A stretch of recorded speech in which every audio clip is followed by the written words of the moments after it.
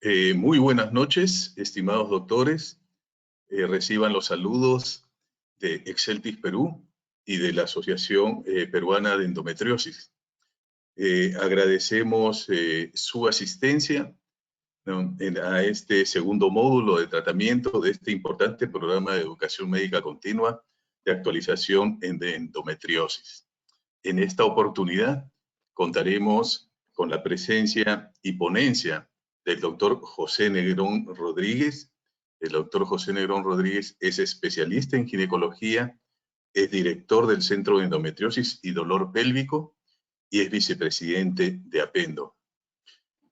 Comentarles que Exceltis es una compañía que participa mucho en actividades de educación médica continua, por lo tanto nosotros agradecemos a la Asociación Peruana de Endometriosis que nos haya solicitado el auspicio para este evento, por lo cual estamos muy contentos. Como saben ustedes, Exceltis tiene aproximadamente un año en el Perú. Es una compañía europea que comercializa en países de alta vigilancia sanitaria y que quizás ha sido la primera compañía farmacéutica en llegar al Perú con hormonas, con estudios de bioequivalencia in vivo, lo cual nos hace contar con productos idénticos e intercambiables a los innovadores. En estos momentos ustedes ya cuentan con un producto para la especialidad, para la indicación específicamente, sobre todo para la indicación de endometriosis, que es el producto Daljet, es Dinoged de 2 miligramos y ya lo tienen disponible en todas las cadenas más importantes del país a nivel nacional. ¿Ok? Entonces, sin más por el momento, agradecemos nuevamente su presencia, agradecemos la presencia del doctor Negrón y daremos curso a su ponencia. Un detalle adicional, por favor, al pie de su pantalla ustedes tienen un icono por donde podrán hacer las preguntas que ustedes consideren pertinentes.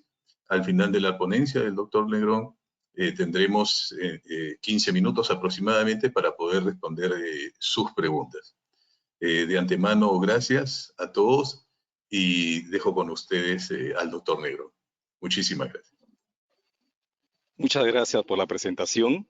Primer término, quiero agradecer a Laboratorios Exceltis, a la Sociedad Peruana de Endometriosis, por la oportunidad de darme para desarrollar este tema y compartir con mis colegas. En segundo lugar, quiero decir que no tengo ningún conflicto de intereses y por tanto lo que van a escuchar es mi opinión.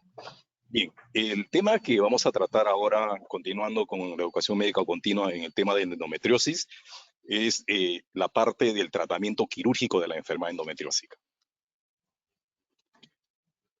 En la década del 90 del siglo pasado, sufrió una serie de cambios en el concepto, el tratamiento y la forma de ver de la enfermedad endometriósica. Cuando aparece este primer artículo del profesor Cornil, donde nos hablan de profundidad lesional de la enfermedad endometriósica. 7 años después, la doctora Nisol con el profesor Doné presentan este segundo paper, donde nos hablan que la endometriosis peritoneal, la endometriosis ovárica y los nódulos adenomiósicos del septum recto vaginal son 3 enfermedades totalmente diferentes. Estos 2 artículos que aparecieron en esa década cambiaron radicalmente la visión del manejo, el tratamiento y la parte de investigación de lo que es la enfermedad endometriósica. Pero, ¿qué cosa es endometriosis? Tradicionalmente hablamos de endometriosis en función de la teoría de Sampson y diagnosticamos endometriosis desde el punto de vista anatomopatológico cuando tenemos el tejido ectópico o el estroma glandular estromal fuera de la cavidad uterina.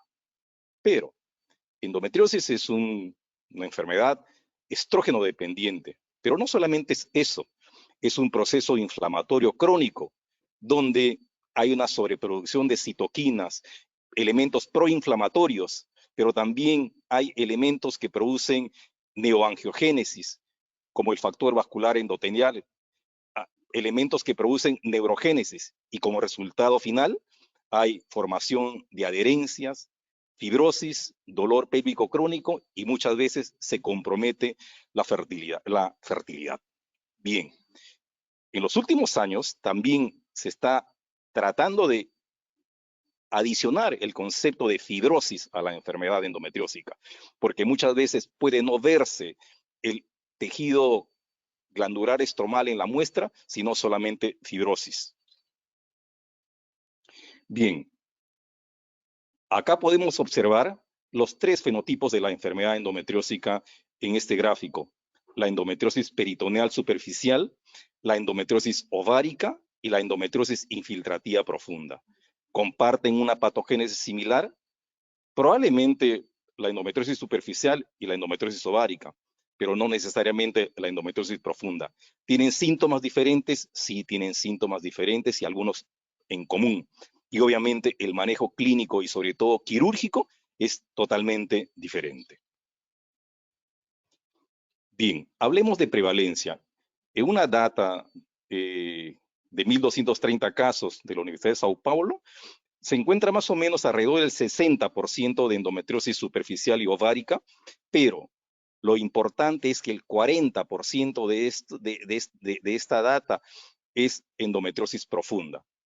¿Dónde se localiza principalmente la endometriosis profunda? Principalmente se localiza en la región retrocervical, en un 29%, y sobre todo en la zona intestinal.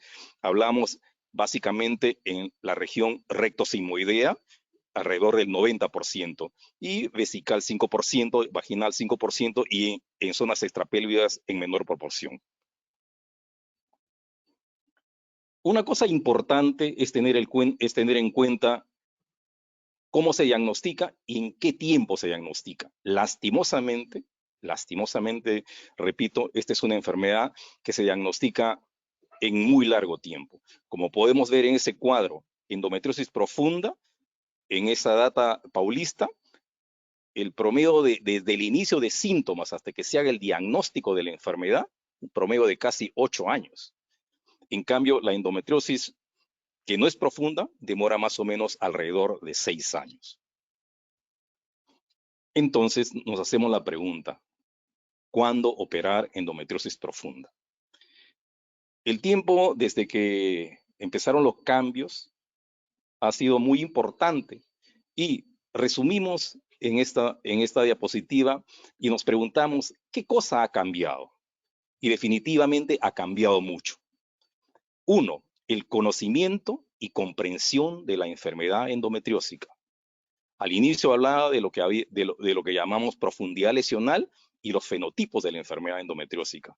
Tenemos que entender que esta es una enfermedad sistémica, que esta es una enfermedad multiorgánica. Por tanto, debemos tener en cuenta estos aspectos. Lo otro importante que ha cambiado en el manejo de esta patología, sobre todo el manejo quirúrgico, es el conocimiento profundo de la anatomía quirúrgica. También ha ayudado tremendamente, sobre todo en el planeamiento quirúrgico, las imágenes como medio de diagnóstico, que nos va a permitir hacer un adecuado planeamiento quirúrgico. También el impacto de la cirugía mínimamente invasiva, con los equipos, a tener una mejor visión y sobre todo a utilizar nuevas formas de energía, que nos ha permitido hacer el tratamiento de las formas complejas de la enfermedad.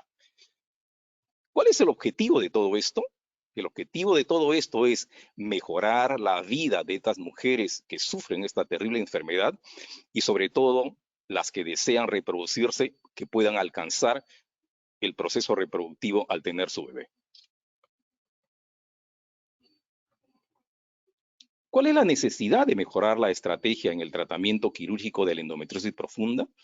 Hay que entender algunas consideraciones, saber de la prevalencia de la enfermedad, hacer una evaluación clínica exhaustiva y sobre todo la importancia y el correlato de las imágenes en la extensión de la enfermedad, y dar la información preoperatoria al paciente, la información es esencial, porque el paciente o la paciente debe saber exactamente lo que tiene, lo que se planifica hacer, los pros, los contras, los riesgos, las complicaciones y sobre todo lo que yo considero en mi práctica diaria, ¿no? El beneficio y la satisfacción. Mucha gente tiene beneficio y está satisfecha, pero algunas tienen el beneficio y no están satisfechas. Bien, entonces volvemos nuevamente al concepto de endometriosis profunda. La endometriosis infiltrativa profunda, desde el punto de vista de diagnóstico y de definición, es la endometriosis que tiene una penetración superitoneal de más de 5 milímetros. Es la que produce la mayor cantidad de síntomas, sobre todo dolor pélvico. Como ustedes pueden ver en el gráfico, ese es un escenario complejo donde que todo está totalmente adherido. ¿De qué nos valemos para hacer el diagnóstico de enfermedad profunda, de endometriosis profunda? Nos valemos como todos los aspectos de la medicina. Síntomas, los antecedentes es importante, antecedentes de cirugía previas o antecedentes de la paciente si pudo o no concebir. Entonces, tenemos que hacer un diagnóstico y un planeamiento. El diagnóstico, como vuelvo a repetir, empieza con una anamnesis prolija, un examen clínico exhaustivo, la utilización de imágenes, tener una información detallada y sobre todo que nos permita tener el consentimiento informado de la paciente y sobre todo planificar una estrategia quirúrgica. Sobre esos 5 ítems es lo que vamos a desarrollar esta charla. Endometriosis, de lejos, es la causa más frecuente de dolor pélvico en mujeres en edad reproductiva. A manera de anécdota, tengo que decirles que cuando hacía la práctica hospitalaria, veía historias muy gruesas donde que venían pacientes con historia de dolor pélvico crónico y el diagnóstico era enfermedad inflamatoria pélvica y seguían siendo tratadas por lo mismo. Muchas veces no eran examinadas y a veces cuando se las examinaba se les encontraba un nódulo recto vaginal. Entonces, no olvidar, endometriosis es de lejos la causa más frecuente de dolor pélvico en mujeres en edad reproductiva. Bien, ¿qué síntomas presenta la enfermedad endometriósica? En este cuadro podemos ver los 3 fenotipos de la enfermedad endometriósica con los síntomas asociados: dismenorrea severa, dolor pélvico crónico, infertilidad, disquesia cíclica, disuria cíclica, dispareunia. Y en el margen del lado derecho ustedes pueden ver que todos estos síntomas en una alta porcentaje presenta la enfermedad profunda. Por tanto, es la más sintomática en relación a ello. Hablemos de dolor. La incidencia de endometriosis en la población en general está alrededor del 10%. Endometriosis se presenta entre 40 a 60% en mujeres con dismenorrea severa y obviamente hay una afectación de la calidad de vida. El dolor puede ser no específico, que es lo más frecuente y que se caracteriza por dismenorrea, dispareunia, dolor pélvico acíclico, o puede ser órgano específico, que nos da una disquesia o nos da una disuria y que potencialmente puede estar asociado a profundidad lesional. Entonces, si asociamos síntomas y órgano, podemos decir que si tenemos dispareunia, estamos pensando en compromiso lesional en vagina y en ligamentos uterosacros. Si tenemos disquesia, estamos pensando en compromiso colorectal o compromiso intestinal. Si tenemos disuria, estamos pensando en compromiso vesical, pero no siempre es así. Como vamos a ver en adelante, disuria es un síntoma muy importante y no necesariamente significa compromiso vesical. Por tanto, la relación entre el tipo y localización de las lesiones endometriósicas y la severidad de los síntomas no siempre tiene una buena relación y a veces es contradictorio. Bien. He puesto de título error, equivocación, malentendimiento. Puede llamar la atención. Todos estamos de acuerdo que la cirugía en la endometriosis profunda debe estar reservada para las pacientes sintomáticas. ¿Pero qué significa la palabra sintomática? Dolor es un síntoma. Puede no solamente ser pélvico. Dispareunia es un síntoma que causa dolor. Y obviamente las pacientes tienen actividad sexual. Hay que preguntar siempre por dispareunia. Disuria, como había mencionado hace unos instantes, no la consideramos como dolor. Sin embargo, es uno de los síntomas más severos. Cuando una paciente nos dice que tiene dolor miccional con la regla, hay que hacerle caso.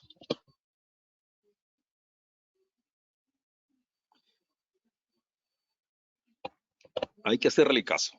Puede tener compromiso vesical, pero muchas veces puede estar comprometido la parte nerviosa. Muchas veces puede haber afectación del plexo hipogástrico inferior como causal de este síntoma, y eso sí es una cosa sumamente compleja de tratar.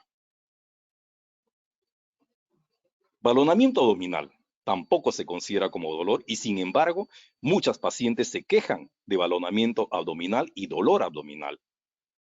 Entonces hay que tener en cuenta este síntoma porque puede tener o estar asociado a riesgo de obstrucción intestinal. Esto muchas veces no se menciona. Riñón silente no causa dolor, a menos que exista una pielonefritis asociada. Y muchas pacientes pierden un riñón por uropatía obstructiva porque un nódulo parametrial ha comprometido o ha comprimido extrínseca o intrínsecamente el uréter y ha dañado el riñón. Hay que tener en cuenta, sobre todo en lesiones laterales, evaluar bien siempre la parte ureteral, la parte renal. Y finalmente, ciática. Pacientes que se quejan de dolor en miembro inferior, ya sea derecho, más frecuente el izquierdo, y que no pueden caminar cuando están menstruando. Pensar en el compromiso de raíces ciáticas. No es una lumbalgia. Si tiene todos los síntomas asociados, es también endometriosis. Y eso no se cura con fisioterapia, sino con cirugía. Y son cirugías altamente complejas. Bien, entonces tenemos este conglomerado de síntomas y signos. En un examen pélvico podemos encontrar una masa, dolor suprapúbico, puede haber antecedentes de hematuria, diarrea, constipación, dolor en el flanco, urgencia miccional, sangrado rectal, dolor abdominal, etc. Importante, el antecedente de cirugías previas. Nunca debemos olvidar de preguntar si la paciente ya tuvo una cirugía previa. Me refiero a la paciente con antecedentes o ya con historia previa de endometriosis. Ver cómo ha sido la cirugía, si ha sido una cirugía convencional o si ha sido una cirugía laparoscópica, si ha sido operada en un centro de referencia o no. ¿Por qué? Porque la primera cirugía es la más importante. Y regreso nuevamente a las primeras diapositivas. La parte conceptual en el manejo quirúrgico de esta patología es de lo más importante. Hay que tener el entendimiento y comprensión de la enfermedad endometriósica cuando operamos a una paciente con endometriosis. Por tanto, la primera cirugía es la más importante. ¿Y por qué? Porque hay una alta responsabilidad del primer cirujano. El primer cirujano debería solucionar el problema, debería hacer cirugía extensiva de la pelvis cuando hay una endometriosis importante en la paciente. Por tanto, debemos tener el concepto de cirugía curativa. Lo ideal es una cirugía. ¿Por qué? Porque la segunda cirugía, si es necesaria, o las que vienen, podría ser altamente desafiante y con alto riesgo de complicaciones intra y posoperatorias. Y no son escenarios muy agradables para operar. Hay dos circunstancias donde el cirujano puede dañar inadvertidamente. El daño inmediato, cuando la cirugía es una cirugía demasiado agresiva, hay sobretratamiento para determinada patología endometriósica. Podemos dañar el recto, daño en la función digestiva, podemos producir denervación, dolor, disfunción. Podemos dañar el ovario cuando operamos endometriosis y hacemos termocoagulaciones excesivas, con pérdida de la reserva ovárica y el potencial reproductivo de la paciente. Por tanto, nuevamente, repito y voy a ser insistente a través de la presentación, entendimiento y comprensión de la enfermedad endometriósica. Y el daño tardío, cirujano demasiado prudente, que vacila, que posterga el tratamiento o no da un tratamiento inadecuado. Y es lo que llamamos, perdón, y es lo que llamamos cirugía que no ha sido efectiva, cirugía que ha sido muy puntual cuando el paciente tiene una serie de síntomas. El examen clínico. Vamos a hablar algo del examen clínico. Ahí en la diapositiva ustedes pueden ver el fornix posterior de la vagina. Al margen izquierda podemos ver una vagina nodular arrugada. Eso es endometriosis. En otra paciente podemos ver un nódulo exactamente en el fornix posterior. Y en la diapositiva de derecha inferior podemos ver un nódulo endometriósico que compromete el paracolpium, el parametrio, la vagina, el recto, y solamente lo que vemos es la punta del iceberg. Por tanto, el examen clínico es crucial en el diagnóstico. Hay que examinar al paciente, hay que ponerle el espéculo, hay que hacerle un tacto vaginal, un tacto recto vaginal, etcétera, etcétera. Ver si hay dolor, no hay dolor, examinar puntos dolorosos en la pelvis, examinar el piso pélvico, examinar la espina ciática para ver si hay dolor en la zona, en la zona por donde está pasando el nervio pudendo. Entonces, el examen clínico nos permite hacer un diagnóstico diferencial del dolor, nos permite evaluar el útero. Evaluando con el examen clínico podemos ver si es un útero normal, anteverso, intermedio, retroverso, o si es un útero adenomiósico, o si tiene alguna otra patología. Podemos también evaluar la patología anexial y nos permite detectar enfermedad profunda. Entonces, el examen rectovaginal es importante realizarlo, porque nos permite la palpación de la nodularidad o engrosamiento en la vagina, como han podido ver en el ejemplo anterior. Nos permite evaluar el recto, el septum recto vaginal, los ligamentos uterosacros, el torus uterinus. Pero no es suficiente para diagnosticar enfermedad profunda. 40% de los exámenes pélvicos son reportados normales. No nos permite ver cuánto es la invasión lesional y no nos permite evaluar la totalidad de la localización lesional, porque muchas veces en endometriosis profunda nos encontramos que es multiorgánica. Cuando comparamos, este es un estudio paulista, cuando comparamos el examen clínico, la ecografía transvaginal y la resonancia magnética para diagnosticar endometriosis profunda, nos encontramos con esto, que solamente podemos diagnosticar alrededor del 60% con el examen vaginal. Por tanto, tenemos que apoyarnos de otros elementos para hacer un diagnóstico mucho más preciso, ver extensión de enfermedad y poder hacer un planeamiento quirúrgico adecuado. Entonces, llegamos a las imágenes. ¿De qué elementos en imágenes nos valemos en forma importante para diagnosticar esta enfermedad? Nos vemos, en primer lugar, con la ecografía transvaginal, con o sin preparo intestinal, la resonancia magnética y otros exámenes para cosas muy puntuales como cistoscopía, colonoscopía, urografía excretoria, tomografía y enema de doble contraste. Pero los elementos principales como imágenes para el diagnóstico es la ecografía transvaginal, la resonancia magnética y algunos otros que están saliendo modernos como como algunos aspectos puntuales en tomografía. Bien, acá podemos ver una serie de imágenes. La imagen del lado superior izquierdo es una imagen de mi oficina, que tomé en mi oficina a una paciente hace mucho tiempo, donde vemos un tremendo nódulo que compromete el recto bajo y que el margen inferior de la lesión está a 6 centímetros del borde anal. Al medio podemos ver una resonancia donde vemos un gran nódulo que compromete la parte retrocervical e infiltra el recto. Infiltra el recto casi en más del 60%. Acá otro, en la parte superior derecha, otro tomado en mi oficina donde se ve una belleza de nódulo endometriósico infiltrando la submucosa. Una cistoscopía, una colonoscopía en la unión recto-sigmoidea, donde vemos un nódulo en la región recto-sigmoidea, y otro, una colonoscopía donde vemos un gran nódulo infiltrando la válvula ileocecal y el colon derecho. Acá tenemos una uroresonancia, donde podemos ver la ausencia del riñón del lado derecho, confirmado a través de su tomografía. Entonces, ¿es una ecografía común y corriente?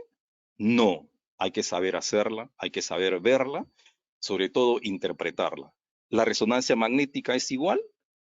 Estamos acostumbrados, los doctores, a leer informes médicos. Si nos dedicamos al manejo y al tratamiento de esta enfermedad, tenemos que aprender a ver imágenes. Tenemos que entrenarnos en ver imágenes. Por tanto, saber entender sobre cómo observamos a través de una imagen la enfermedad y los diferentes aspectos que compromete determinado órgano la enfermedad. Por tanto, la eficacia en el diagnóstico con las técnicas de imágenes es completamente operador dependiente. No todos los radiólogos, no todos los imagenólogos que hacen ecografías están entrenados en ver esto, y esto tenemos que tomar conciencia de ello.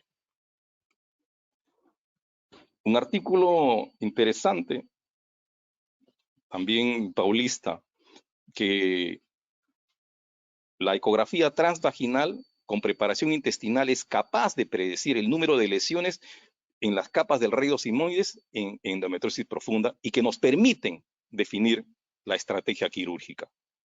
Entonces, es diferente tener un nódulo de 2 centímetros o de tener un nódulo de 6 centímetros o tener otro nódulo mucho más arriba. Entonces, es importante este examen. Ahí podemos ver, este examen nos permite hacer un diagnóstico altamente eficaz con una sensibilidad para lesiones rectosigmoideas de 97 hasta 100% de especificidad, como pueden ver ustedes en el gráfico. Por tanto, es un buen examen. Obviamente, en las manos de las personas que saben hacer esto.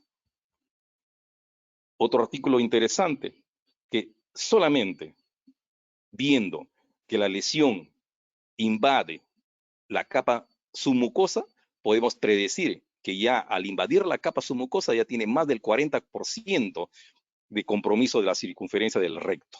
Por tanto, nos va a permitir hacer un planeamiento quirúrgico adecuado. Decir a la paciente, señora, usted necesita una resección colorectal o no necesita una resección colorectal. Eso es lo que nos da de información este trabajo. Bien, entonces, vuelvo a repetir. En relación a ultrasonido y enfermedad profunda, se ha reportado una eficacia superior a la resonancia magnética, con una sensibilidad, una sensitividad de 98% y una especificidad de 95%. Por tanto, diagnostica bien, no se equivoca mucho, pero no es una ultrasonografía regular. Requiere de un equipo experimentado, preparación intestinal, contraste ya sea rectal o vaginal, y puede ocasionar dolor. Por tanto, puede no ser factible para todas las pacientes. En relación a la resonancia, nos permite hacer un diagnóstico de endometriosis peritoneal y profunda, sobre todo la del septum recto vaginal. Ve mejor el compromiso de ligamentos uterosacro, aunque últimamente hay imagenólogos que hacen ecografía que ven perfectamente lesiones con ecografía de los uterosacros, del torus, etcétera, pared lateral, parametrio. O sea, Esto está evolucionando continuamente y debe ir evolucionando cada vez más. Entonces, volviendo a la resonancia, nos permite ver lesiones pequeñas de menos de 1 centímetro y lo que yo considero importante, tiene la ventaja de que podemos ver la cavidad abdominal. Entonces puedo ver diafragma, puedo ver otras regiones del abdomen que potencialmente podrían estar comprometidas. Bien, acá algunas imágenes. Podemos ver en un corte transversal un gran nódulo que compromete el retrocervix y que infiltra el recto en una gran proporción. En la diapositiva del lado derecho podemos ver un nódulo de casi 6 centímetros. Es una paciente que tuvimos que operar también, que infiltra el retrocervix. Es una adenomiosis que está infiltrando el retrocervix, infiltra la cara anterior del recto, la submucosa, y está localizado a más o menos unos 6 centímetros del margen anal, o sea, una lesión quirúrgicamente compleja. Bien, finalmente llegamos al consentimiento informado. Una vez que hemos hecho el diagnóstico de profundidad lesional, el compromiso orgánico de la pelvis, explicamos al paciente y le tenemos que decir qué es lo que vamos a hacer, cuál es el procedimiento a realizar o los procedimientos a realizar. Tenemos que hablar de los pros, los contras, los riesgos, los beneficios y, como yo digo finalmente, el beneficio de satisfacción. Entonces, eso es importante. ¿Por qué tenemos que hacer esto? Todo este esquema de planeamiento, de diagnóstico, planeamiento e información al paciente. Porque muchas veces estas cirugías pueden y tienen algunas complicaciones. Y nosotros, si no informamos adecuadamente, si el paciente no está consciente de lo que puede suceder, podemos vernos involucrados en algún problema de tipo legal. Por tanto, debemos ser enfáticos en estos términos. Para eso sirve todo este planeamiento. Bien, acá podemos ver algunos escenarios, diferentes escenarios. Una pelvis congelada, donde no vemos absolutamente dónde está el útero. A la margen izquierda, en el borde inferior, igual. Compromiso intestinal, no vemos el útero. En el borde inferior derecho, compromiso intestinal, una lesión que compromete el intestino, que compromete el ilion, es una lesión que está localizada a 40 centímetros de la válvula ileocecal, perdón, sí, del ilion terminal, 40 centímetros. Tuvimos que hacer resección intestinal en esta paciente. Entonces, todas estas cosas tenemos que tener en cuenta y tenemos que avisar todo el procedimiento que vamos a hacer con el paciente y los riesgos potenciales de la cirugía. Bien, entonces nos metemos de lleno a nuestro tema, la estrategia quirúrgica. En endometriosis uno no puede entrar a ciegas. Después de haber hecho una anamnesis prolija, un examen físico exhaustivo, habernos apoyado con las imágenes, haber hecho un diagnóstico de enfermedad lesional y sobre todo, si es multiorgánica, de dónde está ubicada la enfermedad y qué es lo que vamos a hacer. ¿Por qué? Porque tenemos que darle la visión al paciente de que su cirugía debe ser una cirugía exhaustiva, debe ser una cirugía extensiva de la pelvis y donde hay enfermedad debemos retirar la enfermedad. Ese es el concepto del manejo quirúrgico de esta enfermedad. Una sola cirugía. No siempre podemos alcanzar ese objetivo. Por tanto, la estrategia quirúrgica la dividimos en dos partes. Esto es la visión que tiene el profesor Arnaud Vattier. Una estrategia general. La estrategia general es, nuevamente repito, comprensión y entendimiento de la enfermedad endometriósica.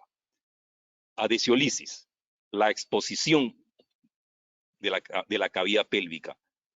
No podemos operar en una enfermedad compleja si no tenemos una exposición adecuada. Identificación de los uréteres, disección de los espacios pararectales y reevaluación de las lesiones. Ver si lo que estamos haciendo es lo adecuado o no. Y una estrategia específica cuando hay compromiso vesical, cuando hay compromiso en el uréter, en el intestino, en la vagina o en los ligamentos uterosacros o en zonas extrapélvicas. Acá hay una serie de fotos de una de una cirugía que tuvimos que realizar, donde que en este cuadro, en esta fotografía, vemos ahí el domo uterino y toda una pelvis totalmente congelada.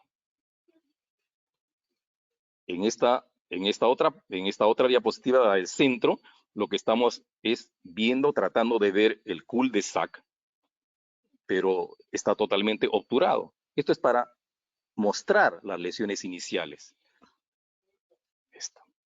Y empezamos con la adhesiolisis, separar los ovarios y suspenderlos. Nosotros utilizamos una aguja para suspender los ovarios porque ya no tenemos el T-lift. Antes utilizamos el T-lift. Entonces, esto nos permite tener una adecuada exposición de la pelvis, que nos permite hacer una ureterolisis, o sea, tenemos un buen acceso a la pared lateral. Podemos ver exactamente el uréter, los nervios. Podemos hacer cualquier procedimiento quirúrgico en el parametrio con una visión adecuada para evitar cualquier complicación o cualquier lesión de alguna estructura que comprometa la zona. Bien, en esta paciente, por ejemplo, se hizo una recesión discal, tenía compromiso un nódulo de más o menos 3 centímetros en la cara anterior del recto, que era dependiente de una recesión discal, como pueden ver ustedes acá, y esto es el aspecto final de la cirugía, ¿no?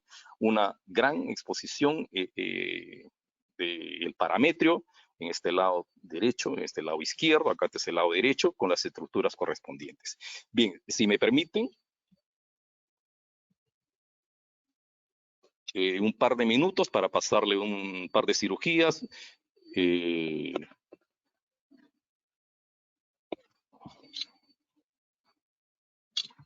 Tenemos un par de minutos. Es una paciente con una endometriosis profunda, ya diagnosticada con ecografía transvaginal y resonancia, pero que en la laparoscopía aparentemente no vemos tal compromiso, ¿no? Una persona que no está vinculada con el tema dice, no, tiene unas pequeñas adherencias, libero los ovarios y se acabó. No, tiene endometriomas bilaterales, tiene adherencias laxas, ¿no? Acá hay una gran depresión en el peritoneo. Una vez que hemos hecho la adhesiolisis, suspendemos ambos ovarios y vemos la lesión. Gran compromiso retrocervical y parametrial en el lado derecho. Empezamos abriendo el retroperitoneo para hacer la ureterolisis y abocarnos directamente a la disección de la zona lateral, de la pared lateral. Acá podemos ver el uréter que no está en su posición habitual. Por tanto, tenemos que tener mucho cuidado, disecarlo adecuadamente sin desvascularizarlo para no lesionarlo, ¿no? Es una disección profunda de la pelvis. Estamos en el parametrio con sus estructuras, ¿no? Acá podemos ver el uréter. Acá estamos haciendo la resección de toda esta zona fibrótica nodular. Voy a avanzar un poco más. Acá podemos ver la zona del parametrio lateral. Esta es la zona que corresponde al ligamento cardinal. Acá estamos viendo la arteria uterina y el túnel ureteral. Y vemos un gran nódulo que está comprometiendo el parametrio lateral y el parametrio posterior. Siempre, por lo menos, debemos tener en cuenta que esta zona es el espacio pararrectal medial, o también llamado el espacio de Okabayashi. Acá estamos haciendo, este es el nervio hipogástrico inferior. Estamos haciendo neurolisis del nervio, porque estaba comprometido por esa fibrosis.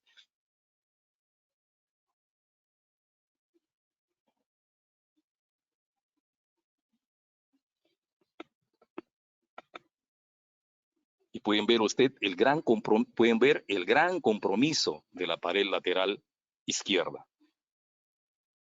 Vamos a entrar en el espacio, en la fosa pararrectal, un poco más en profundidad para acceder al espacio recto vaginal. Bien, sigo avanzando por acá. Estamos ya en el lado derecho, haciendo la ureterolisis y abocándonos a todo lo que es la pared lateral. Acá ya podemos ver la arteria umbilical obliterada. Ven ustedes la fibrosis marcada en la zona de la pared lateral. El uréter está comprometido. Por tanto, tenemos que hacer una ureterolisis muy cuidadosa para no lesionarlo, porque este nódulo, esta fibrosis nodular, compromete a la arteria uterina y compromete al uréter.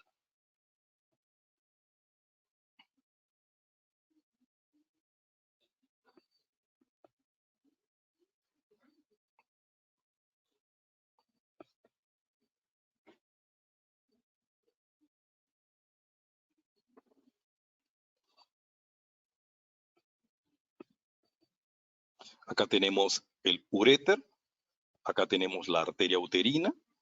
Estamos totalmente separando este gran nódulo que estaba comprometiendo el uréter y separándolo acá de la arteria uterina. Esta es la arteria uterina y acá tenemos el uréter.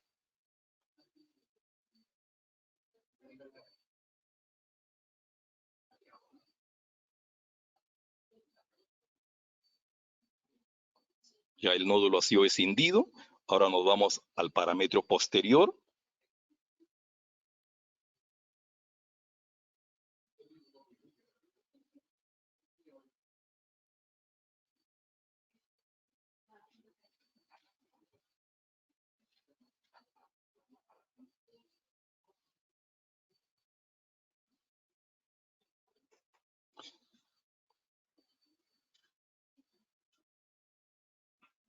Acá estamos haciendo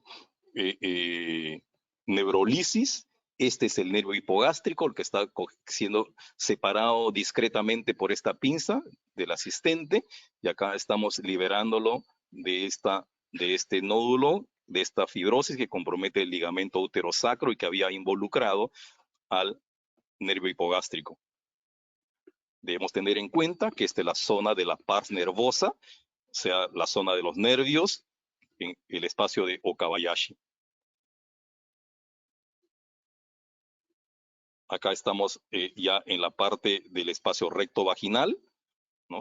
Para tratar de retirar todo lo que es el torus comprometido por la fibrosis, como ustedes pueden ver.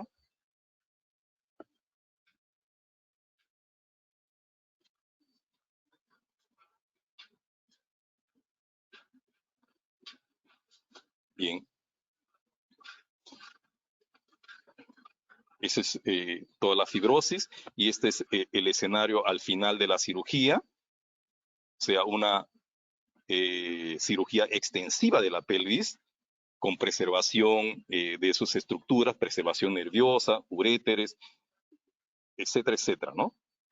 Acá voy a congelar para poder ver el uréter, el nervio hipogástrico, ramas del nervio hipogástrico, plexo hipogástrico inferior, espacio recto vaginal.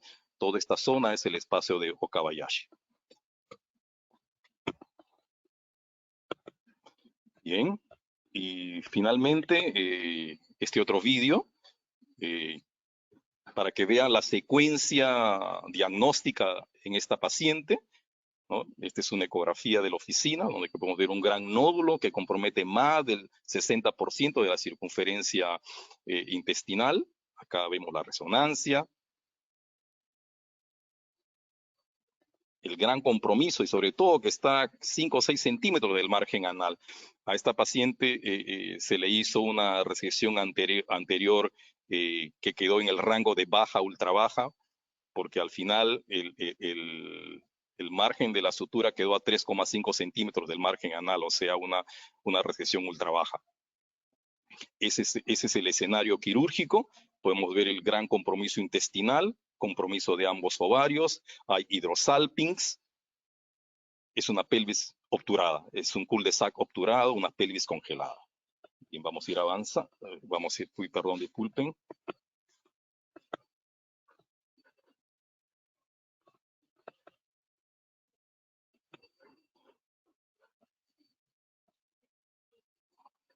Vamos a ir avanzando, empezamos con la movilización del recto sigmoides hasta el ángulo esplénico, la exposición de ambos ovarios, la exposición de la pelvis con la suspensión de ambos ovarios, la ureterolisis, tanto derecha como izquierda, porque las lesiones laterales muchas veces comprometen el uréter. Por tanto, tenemos que visualizar adecuadamente el uréter sin comprometerlo, sin dañar su vasculatura, que su vasculatura principal está en la serosa que lo cubre. Acá podemos ver los vasos rectales superiores, la fascia de Tolt y todo el uréter, su meso y sobre todo la serosa que lo cubre, donde está su vasculatura. Acá estamos viendo el desarrollo del espacio pararrectal derecho.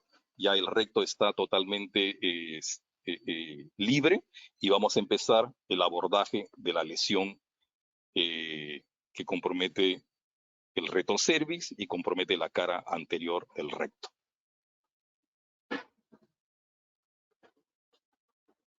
Ese es el escenario quirúrgico. Hay que ir muy lentamente,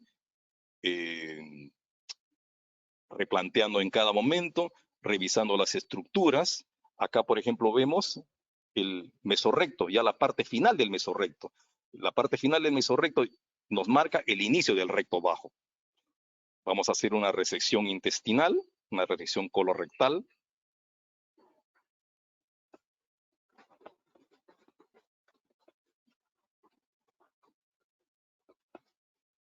Acá podemos ver la preservación de los nervios, el nervio hipogástrico inferior izquierdo, derecho. Este es el espacio retrorectal con la fascia de Waldeyer. Estamos retirando el nódulo que habíamos observado en el examen vaginal, lo estamos retirando por vía vaginal. Puede retirarse por vía laparoscópica como una sola pieza en la decisión del recto. Acá tenemos la exposición a través de una pequeña incisión suprapúbica para evaluar la lesión, la magnitud lesional y si hay alguna otra lesión adicional. Y se hace la resección colorectal.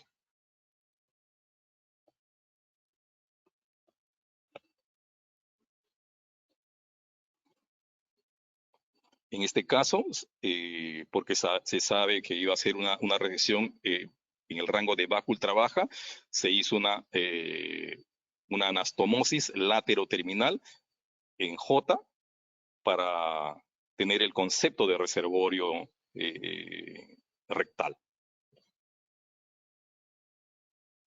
Estamos ahí en ese momento haciendo la prueba neumática, no hay burbujeo, por lo tanto la anastomosis está bien. Como hay dos líneas de sutura, una de la anastomosis rectal y otra vaginal, utilizamos como una forma de prevenir complicaciones, sobre todo en la parte fistulosa, hacemos omentoprotección. Esto es una omentoplastía entre las dos líneas de sutura.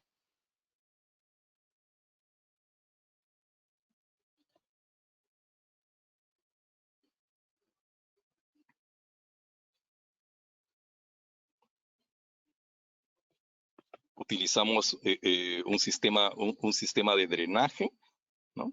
Y acá estamos preparándonos para la ileostomía. ¿Por qué ileostomía? Porque es una resección rectal en el rango de bajo ultra bajo. Entonces, queremos desfuncionalizar el colon.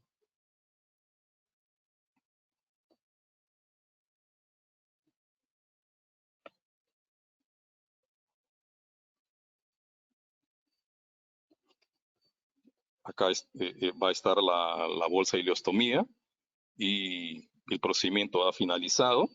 Acá tenemos las muestras quirúrgicas. Esta es una resección de más o menos 12 centímetros, donde podemos ver la lesión principal que mide más o menos 6 centímetros por 3 y otra lesión de 2 por 3 centímetros. Muy bien, esa es la última diapositiva. Y este es el concepto. El desarrollo de un razonable enfoque quirúrgico en endometriosis profunda debe estar basado en este concepto. Primum non nocere.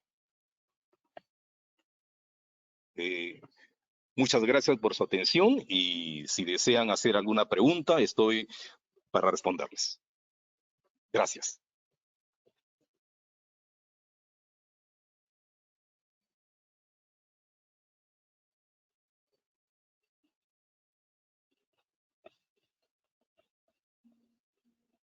Muchas gracias, doctor Nerón. Excelente presentación, muy didáctica, muy clara. Tenemos algunas preguntas. Tenemos una pregunta relacionada con la tasa de recidiva postcirugía de la endometriosis profunda. Preguntan cuál es la tasa Bien.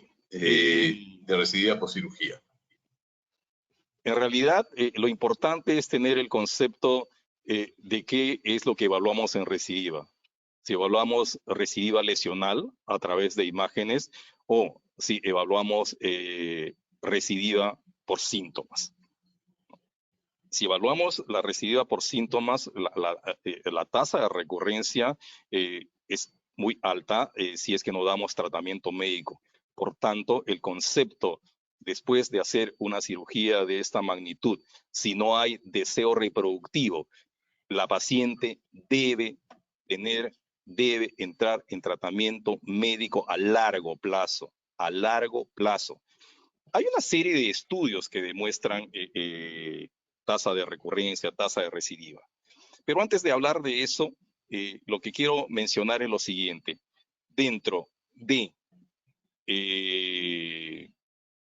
los 3 fenotipos de enfermedad endometriósica, la enfermedad que compromete el ovario, o sea, la endometriosis ovárica o el endometrioma ovárico, es la forma más recurrente de enfermedad endometriósica. Si no damos tratamiento, la tasa de recurrencia a los 2 años es 20% y a los 5 años es más del 50%. Por tanto, debemos dar tratamiento médico y sobre todo explicar al paciente, porque ahí viene muchas veces la maledicencia. Y perdone que utilice este término, ¿no? Si no explicamos al paciente o si el paciente no entendió, otra vez le va a volver a crecer en poco tiempo otro endometrioma. Entonces, es importante tener el concepto claro. Cuando hablamos de enfermedad profunda, está en función de la escisión lesional. Si ha sido una escisión lesional extensiva, teniendo el concepto de, como tienen los oncólogos, de citorreducción, en este caso sería de una cosa parecida, ¿no? La tasa de recurrencia es baja, es menos del 5%, aunque en algunas series a los 5 años reportan hasta 30% de recurrencia sin tratamiento médico. Cuando dan tratamiento médico, la tasa de recurrencia es menos del 15%. Muchas gracias, doctor Nerón. Tenemos otra pregunta. Excelente presentación, lo felicitan, ¿no? Doctor, ¿cuál sería su recomendación para una paciente de 30 años, sin hijos, sin actividad sexual, con 3 cirugías previas por endometrioma en ambos ovarios y que ha hecho recidiva? Yo preguntaría antes de eso, ¿cuál es el síntoma del paciente? Puede estar asintomática. O sea, vuelvo a repetir, se opera a una paciente cuando tiene síntomas. Cuando tiene síntomas. Entiendo de que si ha sido operada 2 o 3 veces es porque tiene dolor pélvico. Vamos a suponer que sea así. Si ha sido operada de endometriomas ováricos 2 veces, entonces uno tiene que preguntarse cuál ha sido la visión quirúrgica en su primera y en su segunda cirugía. Y vuelvo a repetir, ese es el escenario que yo veo con mucha frecuencia en mi práctica diaria, Pacientes que son operadas de endometriomas ováricos, donde solamente son operadas de eso, donde hacen una escisión de la pseudocápsula del endometrioma y se acabó la cirugía. O sea, no se ha visto si hay endometriosis profunda asociada, no se sabe si hay compromiso intestinal, parametrial, retrocervical, etcétera, etcétera. Entonces, el gran problema, vuelvo a repetir, es eso. Un diagnóstico adecuado y un planeamiento quirúrgico adecuado. Y preguntarse, perdonen lo que voy a decir, y ser honesto, ¿estoy preparado para este escenario o no estoy preparado para este escenario? De eso se trata. No es el endometrioma, no es el quiste endometriósico, es la enfermedad. endometriósica. Si hablamos específicamente de endometrioma ovárico, ¿no? Preguntar, ¿duele o no duele? Y si duele, está asociado a enfermedad profunda, porque lo que duele es la enfermedad profunda. Entonces, si hay dolor, tengo que buscar enfermedad profunda. Sabemos que más del 70% de los endometriomas ováricos que causan dolor tienen compromiso intestinal.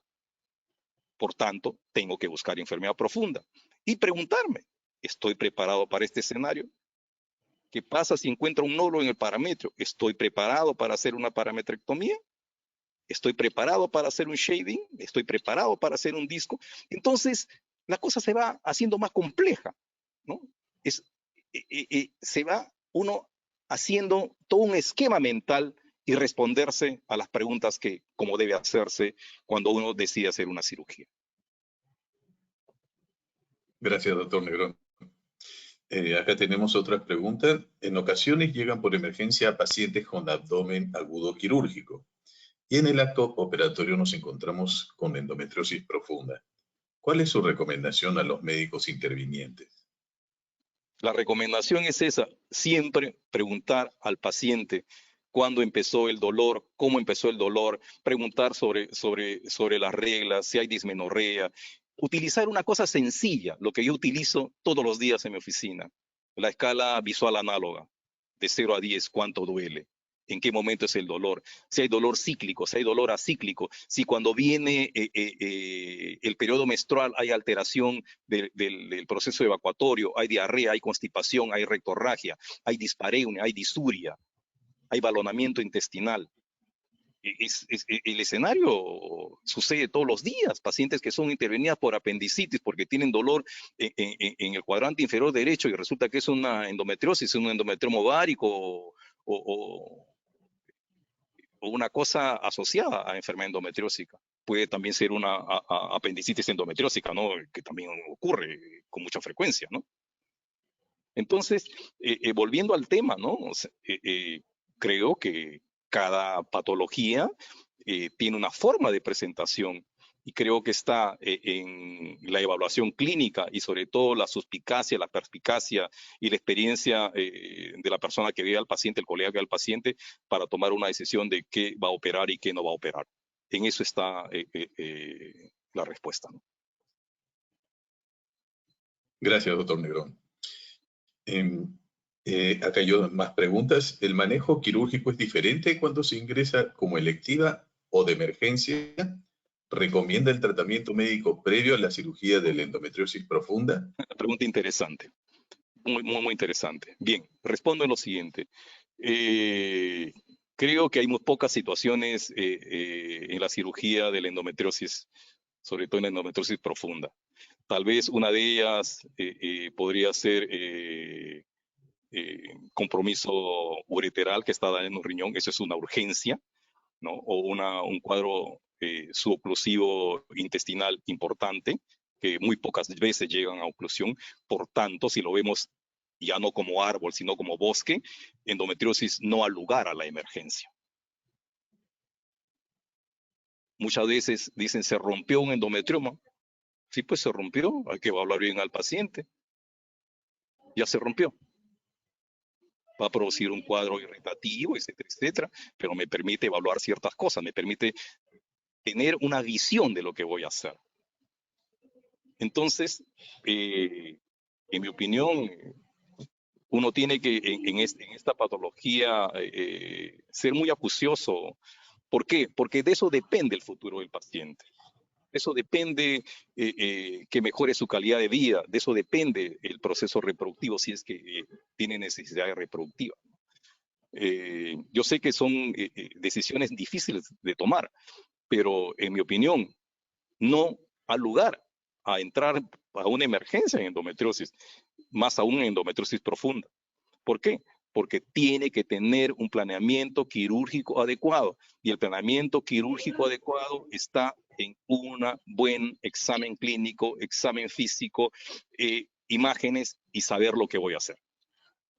Bien, en función del tratamiento médico previo, yo habitualmente no doy tratamiento médico previo, lo que sí doy es tratamiento médico post cirugía, sobre todo a largo plazo en las pacientes que no tienen deseos reproductivos. Y en las que tienen deseo reproductivo, el tratamiento médico postquirúrgico es por corto plazo, 2 o 3 meses máximo, y después empieza la visión reproductiva, ya sea en forma espontánea, si es que tiene buena cavidad uterina, buenas trompas, buena reserva ovárica, la dejo en espontáneo, obviamente de acuerdo a esos puntos que dije, o si no, simplemente van a reproducción asistida.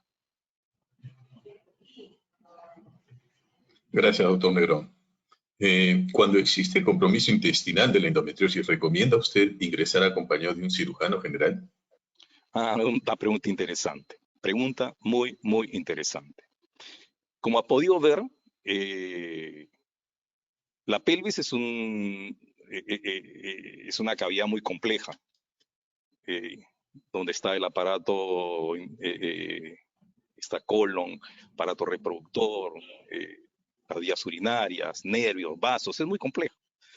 Entonces, mi visión, por ejemplo, es un enfoque multidisciplinario. Pero ¿quién es el que comanda? ¿Quién es el que tiene la visión del manejo? El ginecólogo. El ginecólogo. Pero la persona, el profesional, ya sea urólogo, cirujano colorectal, el cirujano general, tiene que tener el entendimiento y la concepción de lo que es enfermedad endometriósica. Yo siempre discrepo a veces, muchas veces cuando me preguntan esto, ¿no? Y porque escucho, ¿no? Entré a operar una endometriosis y me encontré con esto y llamé al cirujano. La pregunta es, ¿ese cirujano que llamaste tiene visión de enfermedad endometriósica? ¿Tiene concepto de lo que tiene que hacer? ¿Por qué? Porque no es seccionar un colorecto, no es seccionar un intestino. Hay que ver la parte funcional de eso. Hay que saber qué hacer en cada circunstancia. ¿Tiene todos los datos para decidir en ese momento? Muchas veces no, porque lo llaman de emergencia. Por tanto, vuelvo a repetir, uno tiene que tener el concepto de lo que es extensión de enfermedad. En relación a extensión de enfermedad, uno tiene que hacer el planeamiento quirúrgico adecuado. Y si no está en su competencia, bueno, tomar las medidas adecuadas para el caso. Ahora, por ejemplo, nosotros como centro tenemos un equipo multidisciplinario, pero estamos preparados para todas las contingencias. Y de eso se trata, porque es la seguridad que le debemos dar al paciente. Entonces, tienes que tener un entrenamiento en hacer una ureterolisis, preparar un uréter, tienes que tener un entrenamiento para hacer una resección intestinal, hacer un shaving, hacer un disco. ¿Cómo han podido ver ustedes? El cirujano colorectal o el cirujano general está ahí. Va a hacer una ileostomía. La hace mejor que tú. Perfecto. Va a movilizar grandes extensiones de colon. Para eso está. Entonces, la visión multidisciplinaria. La visión multidisciplinaria. Hay que hacer, por ejemplo, si hay un gran compromiso ureteral y necesitas hacer un psoas hinge o hacer un body flap. Obviamente, para eso tienes un urólogo en tu equipo, porque eso no se hace todos los días. Por tanto, mi visión de manejo es una visión multidisciplinaria. Muchas gracias, doctor Negrón. Buenas noches. ¿El tratamiento quirúrgico de la endometriosis mejora la infertilidad o solo mejora el dolor? Gracias. Bien, una pregunta interesante.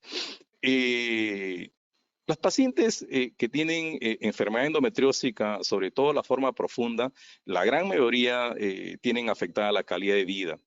Muchas de ellas tienen necesidad de reproducirse. ¿Cuál es la visión de la cirugía en este escenario? La visión de la cirugía es darle calidad de vida, mejorar su calidad de vida. Por tanto, planeamiento quirúrgico adecuado. ¿Cuál es su compromiso lesional? Punto 2, desea reproducirse, ¿no? Mejorar la pelvis, mejorar la estructura anatómica de la pelvis, mejorar la relación fimbriovárica. para que pueda o ya sea reproducirse espontáneamente o en forma asistida. Entonces, esa es la visión del manejo quirúrgico de la enfermedad endometriósica. La cirugía de la enfermedad endometriósica al lugar para solamente dos escenarios: calidad de vida y o fertilidad. Ok, muchas gracias. En una pelvis congelada por endometriosis, ¿qué porcentaje de liberación de las estructuras tiene usted dentro de su experiencia? Ese es mi escenario en casi todas las cirugías. ¿Por qué? Porque veo pacientes que ya han sido operadas previamente. O sea, no son pelvis muy agradables quirúrgicamente. Y obviamente es una cirugía densa, compleja, que toma tiempo, con riesgo lesional incrementado, y esas son cosas que siempre conversamos con los pacientes. Y obviamente tiene una técnica, una estrategia, como he mencionado, ¿no? Repito, la visión de comprensión de la enfermedad, exposición, ureterolisis, disección de espacios, pararrectal, paravesical, etcétera, etcétera. El argumento quirúrgico que uno necesita, estar dispuesto a solucionar complicaciones que se presentan o evitarlas, que es lo más importante, evitarlas. Y eso, el evitarlas, nos permite el conocimiento profundo de la anatomía pélvica. Pero hay una estrategia, hay un planeamiento. Siempre empezar por la zona no comprometida hacia la zona comprometida. Por eso es que movilizamos el recto sigmoides, el colon sigmoides, porque habitualmente por ahí casi no hay lesión. Entonces tenemos que ir avanzando, entrar al retroperitoneo, visualizar el uréter para no lesionarlo, tener mucho cuidado con los vasos ilíacos o el infundíbulo pélvico, tener cuidado con el nervio hipogástrico. Entonces es todo una cosa que en la mente del cirujano que está operando en ese momento tiene que tenerla así totalmente claro. Tiene que tenerla totalmente claro. Y la persona que lo asiste debe entender lo que está haciendo. O sea, es lo que yo llamo como si fuera una sinfónica, ¿no? Cada uno en su momento.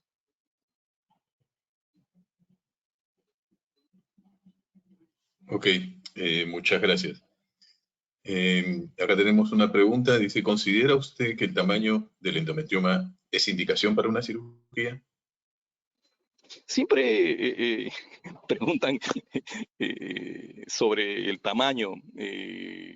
Yo una vez también pregunté sobre el tamaño y ¿por qué? Porque me llamaba la atención que se lee en las guías, en las revistas, menos de 4 o más de 4. Y yo me pregunto, ¿y quién puso 4?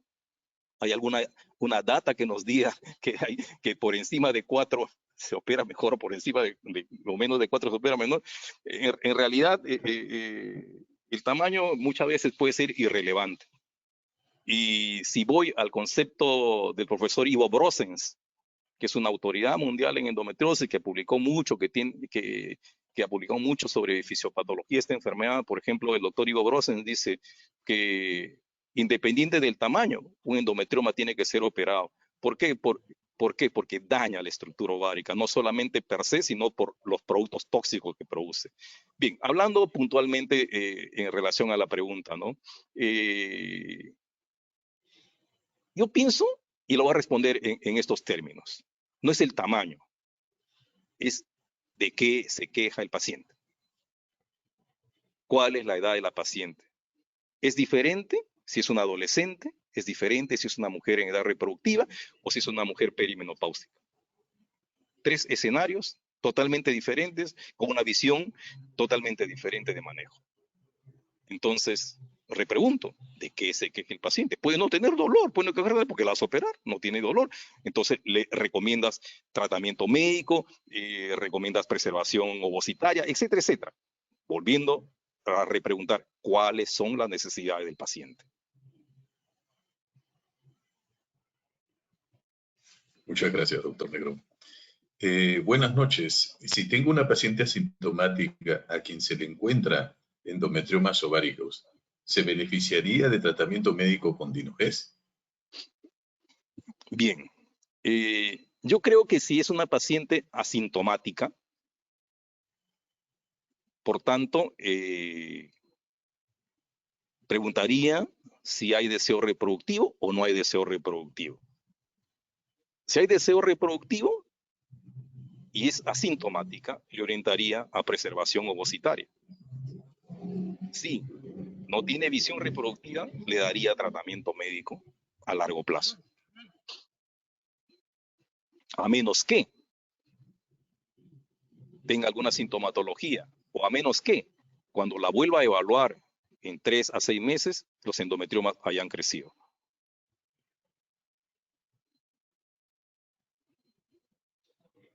Muchas gracias, doctor.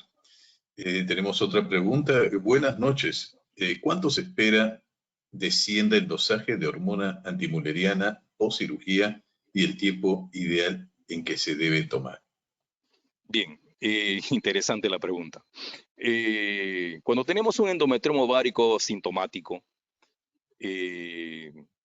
siempre debemos pedir una hormona antimuleriana antes de la cirugía para saber con qué estamos partiendo. Post cirugía, lo que tenemos que, para hacer un control, debemos hacerlo por lo menos 6 meses después. Antes puede subir, puede bajar, o sea, uno tiene un valor real más o menos recién al 6º mes de lo que ha pasado después del evento quirúrgico. Ok, muchas gracias. En pruebas diagnósticas habló de alta sensibilidad en ecografía. ¿Sí? ¿Debe haber capacitación en ecografía de piso pélvico? ¿Qué porcentaje ¿Perdón? de endometriosis profunda? En pruebas diagnósticas usó de alta sensibilidad en ecografía? ¿Debe haber capacitación en ecografía de piso pélvico? ¿Qué porcentaje de endometriosis profunda se maligniza? Interesante la pregunta, muy interesante. Bien, definitivamente, las personas o los colegas que se dedican a imágenes, si no están entrenados o acostumbrados a ver imágenes en endometriosis profunda, necesitan una capacitación, y todo el que pretenda, digamos, hacer imágenes de eso necesita una capacitación. Hay una serie de estudios que ya se han realizado, ¿no? Hay una serie de datos sobre esto, ¿no? En realidad no es tan complejo.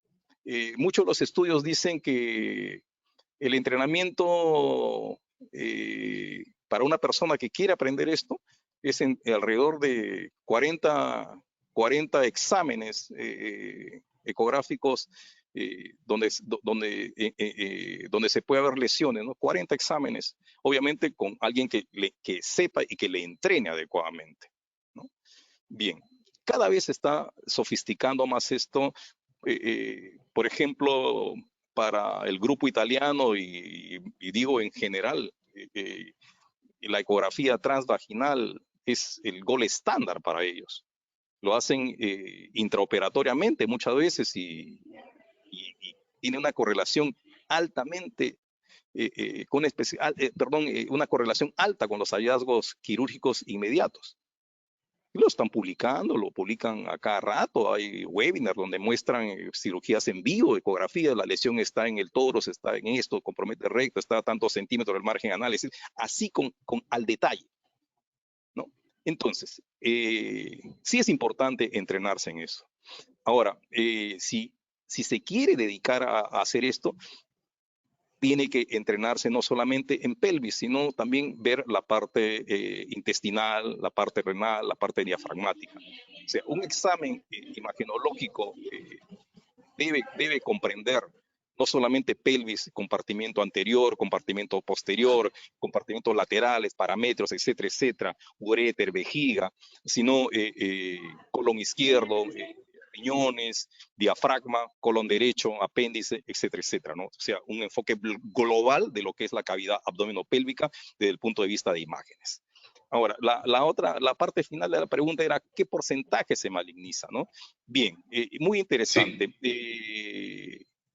Hay una relación no muy alta, no muy frecuente, de endometrioma ovárico repetitivo con cáncer de ovario, sobre todo de 2 tipos, ¿no? El cáncer ovárico a células claras y el cáncer endometrioide. Es realmente un porcentaje muy bajo, es menos del 1%, y sobre todo son lesiones borderline. Yo he tenido la oportunidad también de intervenir pacientes así con esta patología, ¿no? Bien, y la otra cosa es importante también en lesiones colorectales, que hay un porcentaje que algunas de ellas tienden a malignizarse, pero son menos del 1% también. Muchas gracias. En aras del tiempo vamos a darle pase a 2 preguntas más. Creo que todavía tenemos muchísimas más preguntas. Acá tenemos la siguiente pregunta, que ¿es posible la infección secundaria de la endometriosis profunda? ¿Cuál sería el proceder aparte de la antibiótico-terapia?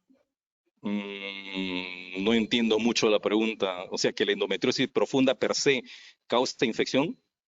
¿Eso es lo que entendí? Dice, ¿es posible la infección secundaria de la endometriosis profunda aparte de antibiótico-terapia? ¿Qué es lo que usted recomendaría? Ya, bien, respondo lo siguiente. Per se no tiene por qué infectarse.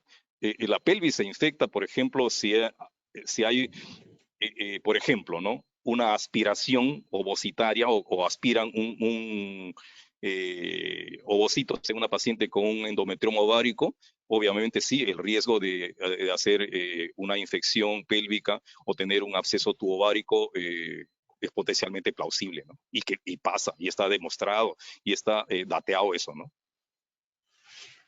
Pero la endometriosis per se no es un proceso infeccioso, ¿no? Es un proceso inflamatorio, crónico, cierto, sí, pero no es un proceso infeccioso. Ok, doctor, muchas gracias. Buenas noches y felicitaciones, doctor Negrón. ¿Qué recomienda en los hidrosalpinx moderados a severos asociados a endometriosis? Bien, pregunta difícil de responder. Bien, respondo de esta manera, ¿no?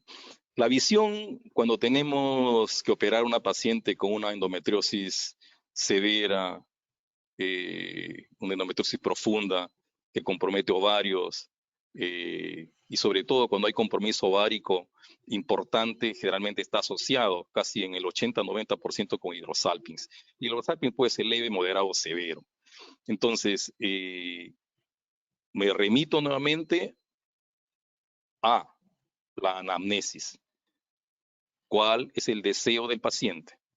Si tiene deseos reproductivos, yo tengo que sopesar en la balanza cuánto de beneficioso va a ser este hidrosalpinx severo.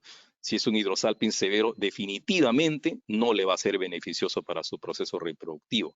Por tanto, la visión es rescatar la máxima cantidad de tejido ovárico que tengo y eliminar esa trompa que potencialmente le va a causar algún problema en la parte reproductiva, ya sea en forma espontánea o ya sea en reproducción asistida.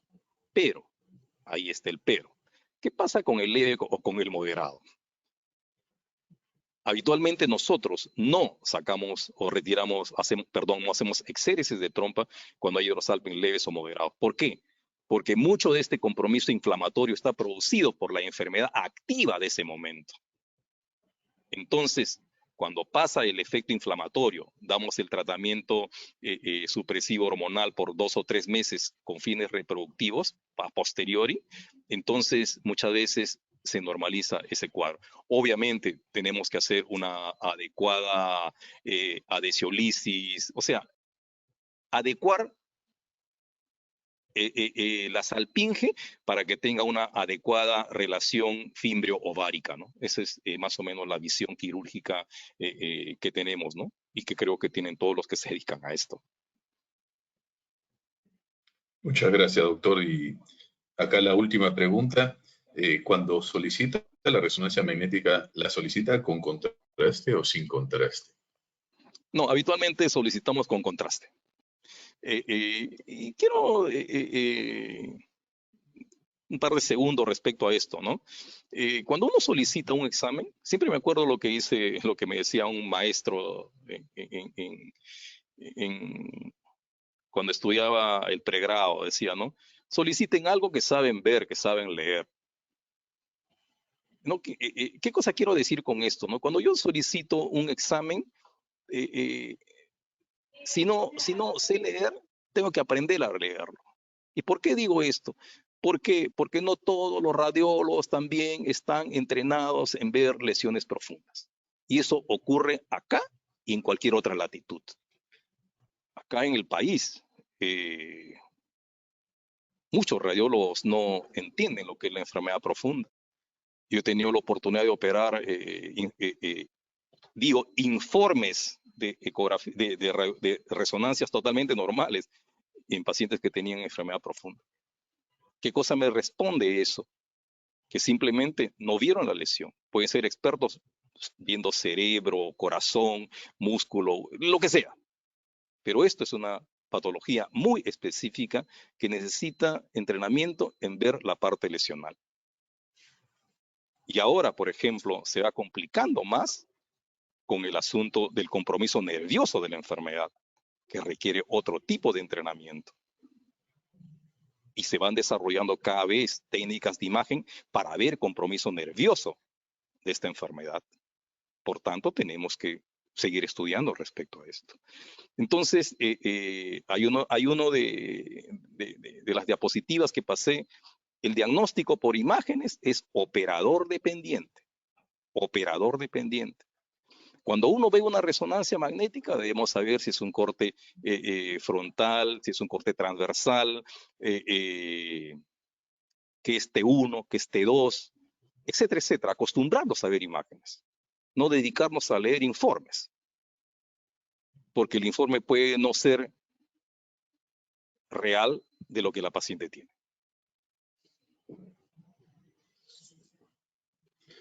Ok, doctor Negrón, muchísimas gracias por su ponencia, muchísimas gracias por responder todas las inquietudes. Bueno, casi todas, de verdad que han llegado más preguntas, pero en aras del tiempo creo que tenemos ya que cortar la cantidad de preguntas.